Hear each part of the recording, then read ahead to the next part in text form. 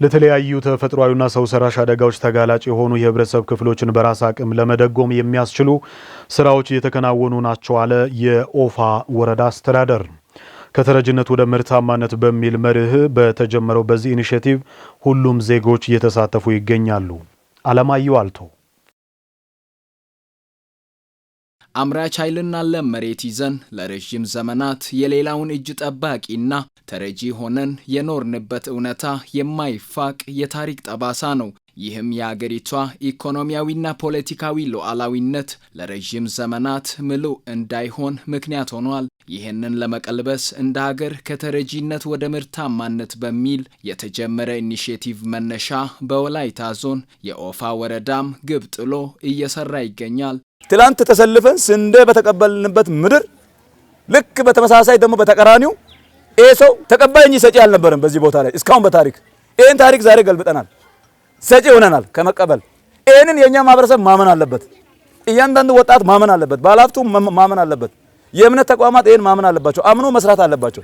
ያ ከሆነ ደግሞ የማንወጣው ተልእኮ አንድም የለም፣ ሁሉንም እንወጣለን። ዛሬ ደግሞ እዚህ የተሰበሰበው እህል ከወረዳ አጠቃላይ አመራርና ከማህበራት 5 ኩንታልና ከወረዳ አመራር 0.5 ኩንታል ወይንም 50 ኪሎ ግራም ዛሬ የተሰበሰበው አጠቃላይ ሲቆጠር 120 ኩንታል ደርሷል። በብር ደግሞ እያንዳንዱ አመራር ያው ሞባይል ባንኪንግ እንጠቀማለን።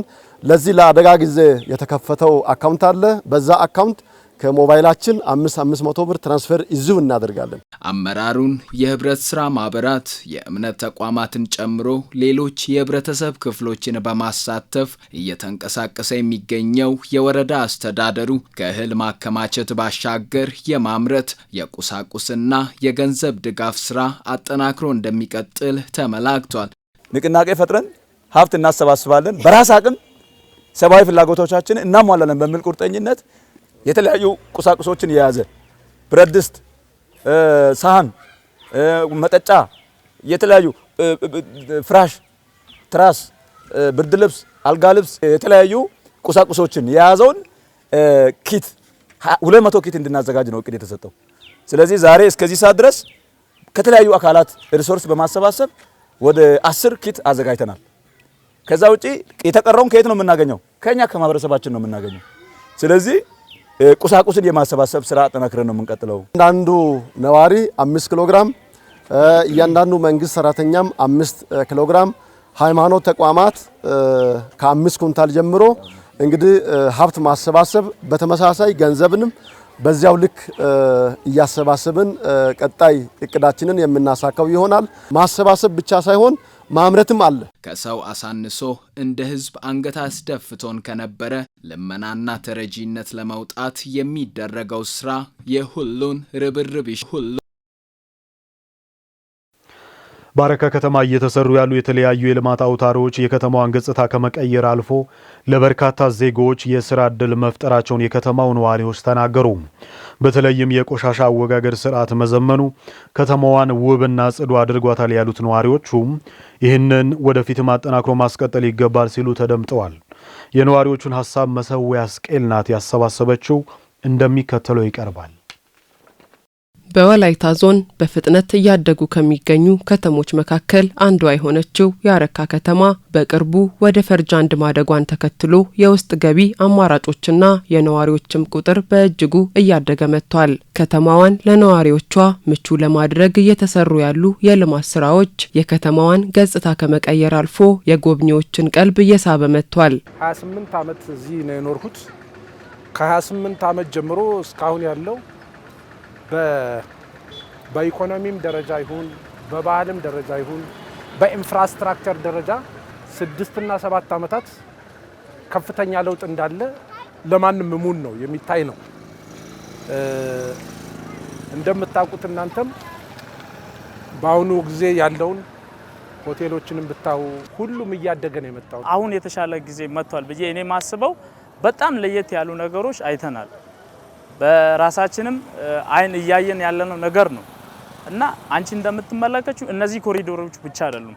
ከዚህ የተሻለ ልማት ደግሞ ከ2 ከ3 ዓመት በኋላ እንደሚመጣ ተስፋ እናደርጋለን። የአረካ ከተማ እንግዳውስ ትላንት ከነበረው ዛሬ ላይ በየቀኑ እየተሻሻለች እያደገች የምትመጣ ከተማ ናት። ያው እንደምናውቀው ከዚህ በፊት አረካ ከተማ እንደምታዩት አይደለም። እዚህ ጋር ያለው የኮሪደር ልማት ሌላ መሰል ልማት ውስጥ ላይ እየተሰሩ ያሉ የመንገድ ልማቶች እና የተለያዩ ስራዎቹ እጅግ በጣም ከተማውን ውብና በጣም ማራኪ እና ለነዋሪዎቹ ምቹ እያደረገ ወትሮም ከተማዋ በተፈጥሮ ሀብት የታደለች አረንጓዴና ለምለም ናት። ተፈጥሮ ባደላት ልምላሜ ላይ በከተማ አስተዳደሩ በኩል የኮሪደር ልማቱን ጨምሮ እየተሰሩ ያሉ ሌሎች የልማት አውታሮች ለበርካታ ዜጎች የስራ እድል ከመፍጠር አኳያ ጉልህ ሚና እየተጫወተ ይገኛል። እነዚህ ለምለም ሳሮች ከመንገድ ዳር እነዚህ አይነት መናፈሻ አሁን ብዙ ስራ አጦች እዚህ ጋር ስራ አግኝቶ እዚህ ኮሪደር ላይ እየተጠቀሙ ያለበት ስለሆነ ይሄ ደግሞ ብዙ መዝናኛ ለወጣቶችም ለዚህ ለሚሰራተኞች ሙሉ አርፎ የዚህ አይነት መዝናኛ ያለበት ነፋሻ አየር ለማግኘት የተመቻቸ ነው። ከመጀመሪያው አሁን ያለው በጣም ተሻሽሎ ነው የሚገኘው ማለት ነው። ግሪን ኤሪያዎች በየቦታው የተለያየ ቦታ አሉ እዚህ ከተማ ውስጥ ማለት ነው። እንደምታውቋት እንግዲህ አሁን አረካ ግሪን ናት በእንትኑ በብዙ ቦታ ማለት ነው። ቆሻሻን በአግባቡ በማስወገድ ከተማዋን ውብና ጽዱ ከማድረግ አኳያ አበረታች ስራዎች ተሰርተዋል ያሉት ነዋሪዎቹ ይህንን ተግባር አጠናክሮ በማስቀጠል ቀሪ ስራዎች ሊሰሩ ይገባል ብለዋል። ከዚህ በፊት ከከተማ ውስጥ ላይ ከ3000 ከ4000 በላይ ጽዳት ሰራተኛ በዚህ ከተማ ላይ ተመድቦ ነበረ። ለነዛ ሰራተኞች በወር የሚወጣ ባጀት ከፍተኛ ነበረ። ግን ያህል እንደ ሌሎች ከተማዎች በጽዳት በኩል በደንብ አረካን እያየን አይደለም ነበረ። ግን አሁን በተመለከተው ግምገማ ላይ ትንሽ ለውጥ እያየን ነው ያለነው። አሁንም ደግሞ ያልተቀረፉ ችግሮች እንዳሉ ተስፋ እናደርጋለን። ይሄን ደግሞ ከጊዜ በኋላ የሚስተካከለ ብዬ በራሴ ይተማመናሉ። ከዚህ በፊት ከተማው በጣም ቆሻሻ ያለበት ከተማ ነበረ። አሁን ግን የቆሻሻ የጽዳትና ውበት ስራ በጣም ተጠናክሮ ነው እየተሰራ ያለበት ነው። ከመጀመሪያው እየተሻሻለ እየተሰራበት ስለሆነ ቀጣይም ግን ከዚህ የበለጠ መስራት እንዳለበት ያው አሳይመንት ይዘን ያለንን ማለት ነው። ከተማዋ ከዚህ የበለጠ እንድታድግና ለነዋሪዎቿ ምቹ እንድትሆን በከተማ አስተዳደሩና በህብረተሰቡ በኩል ሊሰሩ ይገባቸዋል ባሉት ነጥቦች ላይ ሀሳባቸውን ሰጥተዋል። አሁን ለዚህ ጽዳትን ለማስጠበቅ ከተማው መኪናዎች እነዚህ ሲኖች የተለያዩ መኪናዎች ካለው ኃይል ሌላ ጨምሮ እንደገዛና ያ ቢሆን ውበቱ በጣም ተስተካከለ ይሆናል ማለት ነው። ስለዚህ ይሄንን የመሰለ ቀጣይ ላይ ከዚህ የበለጠ መስራትና ማዋብ እንዳለበት ማለት ነው። ስለዚህ መንግስትም የራሱን ድርሻ መስራት አለበት፣ ህዝቡም የራሱን ድርሻ መስራት አለበት። ያ ከሆነ ከተማው የበለጠ ኒውዮርክ ማድረግ እንችላለን ማለት ነው። ስለዚህ በዚህ መልክ ቢሰራና የራሱን ድርሻ ቢወጣ ማንኛውም ሰው ድርሻውን አውቆ ከሰራ ከተማው ያድጋል፣ መሰረተ ልማቱም ያድጋል ማለት ነው። ህዝቡና መንግስት ተባብረው መስራት ነው የመጀመሪያው እና ዋናው። መንግስት ህዝብ የሚለውን ማዳመጥ አለበት። ህዝብም ደግሞ የመንግስት ተከታይ መሆን አለበት ማለት በጋራ ሲሰሩ የከተማው እድገት እየተፋጠነ ይሄዳል። አምና የነበረው ካቻምና የነበረው ወይንም ከለውጡ በኋላ ወይንም ከሪፎርሙ በኋላ የመጣውን እድገት ብናይ እንኳን ከፍተኛ ነው ለመናገር ማለት ነው። ላለማጋነን ላለፉት 6 እና 7-8 ዓመታት በከፍተኛ ደረጃ ከተማዋ እያደገች ነው ሄደችው። ስለዚህ በዚህ መልክ ከሆነ ከተማዋ እያደገች ትሄዳለች፣ እየተመነደገች ትሄዳለች የሚል እሳቤ አለኝ።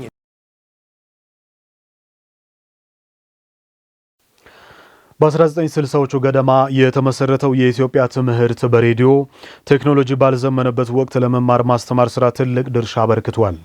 ተቋሙ አድማሱን በማስፋት በየክልሎች ከከፈታቸው ቅርንጫፍ ማዕከላት አንዱ የወላይታ ሶዶ ትምህርት በሬዲዮ ቀረጻና ማስተባበሪያ ጽሕፈት ቤት ነው። በ1980ዎቹና በ1990ዎቹ ተደማጭነትን ያተረፈው ጣቢያው አሁን በምን አይነት ቁመና ላይ ይገኛል ስትል ሂሩት ምሩ ጣቢያውን ጎብኝታ ዝርዝሩን እንደሚከተለው ታቀርበዋለች። This is English for Ethiopia, Level 1 Week 25 Review Lesson, produced by the Ethiopian Educational Media. የዘጠናዎቹና ከዚያም በፊት የነበረው ትውልድ በአንደኛ ደረጃ ትምህርት ቤት የሚያስታውሳቸው አይረሴ ትዝታዎች መካከል በየዛፍ ጥላው ስር ተሰብስበን የምንማረው ትምህርት በሬዲዮ ዛሬም ላይ በብዙዎች ይወሳል። በሀገራችን ትምህርት በሬዲዮ ስርጭት በ1960ዎቹ በቀዳማዊ ኃይለ ሥላሴ ዘመነ መንግስት ለጎልማሶች ማንቂያ እንዲሆን ታስቦ በአንድ አንቴና መጀመሩን ድርሳናት ያሳያሉ። የኢትዮጵያ ትምህርት በሬዲዮ ቴክኖሎጂ ባልዘመነበት ወቅት ለመማር ማስተማር ስራ ትልቁን ድርሻ እየተወጣ ሲሆን በየጊዜው አድማሱን በማስፋት በየክልሎች ቅርንጫፍ ማዕከላት ከፍቶ ተደራሽነቱን አስፍቷል። ታዲያ ከቅርንጫፎቹ መካከል አንዱ የሆነው የወላይታ ሶዶ ትምህርት በሬዲዮ ቀረጻና ማስተባበሪያ ጽህፈት ቤት ድሮና ዘንድሮ ምን መልክ አለው? በሬዲዮ ኤጁኬሽን ሬዲዮ በኢትዮጵያ ደረጃ መደበኛ ትምህርት የተጀመረው ምናልባት በኔ ግምትና በኔ እድሜ ቅርብ ጊዜ ቢሆንም በጣም የቆየ ነው። ከዚያ በፊት ግን ይሄ ሬዲዮ በራሱ ወላይታ ላይ ከጥንትም የነበረ ነው። ያውን ሰው ሁሉ የሚያየው ገነሜ ትምህርት በሬዲዮ ማሰራጫ በ1964 ነው የተመሰረተው። በኢትዮጵያ ውስጥ እንደዚያ ቦታዎች ውስጥ አንዱ ለገዳዲ ነው፣ ሁለተኛው ወላይታ ሶዶ ነው፣ አንድ ሀረር ላይ ነው። ሌላ ጋር አልነበረም። ኋላ ላይ በአገር ደረጃ እያንዳንዱ ቦታ ላይ እየሰፋ ከዚያ ሁሉ ይሄ ወላይታ ሶዶ በጣም አንጋፋና ከለገዳዲ ቀጥሎ የተመሰረተ በጣም ስትሮንግ የነበረ ነው። በ1976 ዓመተ ምህረት ከዛ በኋላ የ86 ዓመተ ምህረት አካባቢ አዲስ ትራንስሚተር ተተክሎ 2 ቻናል ተተክሏል ማለት ነው። በጊዜ የነበረው 1 ኪሎዋት እስካሁንም አለ። እንደገና ደግሞ 10 ኪሎዋት ቻናል ማለት ለሁሉም ለደቡብ ክልል ብቻ ሳይሆን አጎራባች ኦሮሚያ ክልሎችንም ሁሉ ያካለለ የትምህርት ስርጭት ይካሄድ ነበር። ተደራሽነቱ በጣም ይሄድ ነበር ማለት ነው። የትምህርት በሬዲዮ ስርጭት በከፍተኛ ባለሙያዎች በወቅቱ ከእንግሊዝ በመጡ የትምህርት ባለሙያዎችና ከኢትዮጵያ አዲስ አበባ ዩኒቨርሲቲ ከፍተኛ ባለሙያዎች የተዘጋጀው የትምህርት ፕሮግራም ለኢትዮጵያ ተማሪዎች እንዲደርስ ታስቦ በዚህ በወላይታ ሶዶ የገነሜ ጣቢያ የሬዲዮ ማሰራጫ ጣቢያ ተብሎ በ1963 የግንባታ ሂደቶች ተጀምሮ ከ1964 ጀምሮ የትምህርት ስርዓትን በደቡብ እና ደቡብ ምዕራብ እንደዚሁም በመካከለኛ ኢትዮጵያ እስከ ስልጤ እስከ የም ድረስ በዚህም እስከ ታች እስከ ጌዲዮ አጎራባች የሆኑ የኦሮሚያ አካባቢዎች ሲያሰራጭ ቆይቷል። በ1980ዎቹና በ1990ዎቹ ትምህርት በሬዲዮ ተማሪው በናፍቆት የሚከታተለው እንደነበርና ለመምህራንም የመማር ማስተማሩን ሂደት ከማሳለጥ ጎን ለጎን እውቀትን ከማግኘት ባለፈ ማህበረሰቡን የሚያስተምሩ ጉዳዮችንም እንደሚዳስስ የዘርፉ ምሁራን ያስረዳሉ። የክፍል መምህሩ ስለ አይን ሲያስተምር እኮ ተማሪው ራሱ ስለ አይላሽ ወይም ስለ ቅንድብ ብዙ ላያብራራ ይችላል። ብዙ ነገር አለመቻሉን እኛ እናያለን መጽሐፉ ላይ ጥቂት ነገር ነው የተባለው። ክፍል መምህሩም እንደዚሁ በቃ ፓርትስ ኦፍ ቦዲ በሚለው አይን ክፍሎች ምናምን ብሎ ጠርቶ ነው የሚያልፈው፣ ስም ጠርቶ ብቻ። እኛ ታዲያ እያንዳንዱ ዝግጅት ላይ ጉድለት ወይም እጥረት ብዙ ፋክት ብዙ መረጃ ባልቀረበባቸው ጉዳዮች ላይ ነው። ስለዚህ ያችን መጀመሪያ ሲለብስ ላይ እሷን እናስቀምጣለን። ከዚያ በኋላ የትም ገብተን ለ15 ደቂቃ እሷን በበቂ ሁኔታ ያኔ መምህሩ ራሱ ሬዲዮ እንደ ጓደኛው ተሸክሞ ነበር የሚዞረው። ጥሩ ትምህርት አግኝተናል። በጣም ጠቃሚ ትምህርቶችን አግኝተን ነው እዚህ የደረስነውና አሁንም ቢሆን መቀጠል ያለበት እንዲህ ነው። የተለየ አሁን ያለው ነገር ምንድነው የሚለውን ዘመኑን የዋጀ ዘመኑንም ተከትለን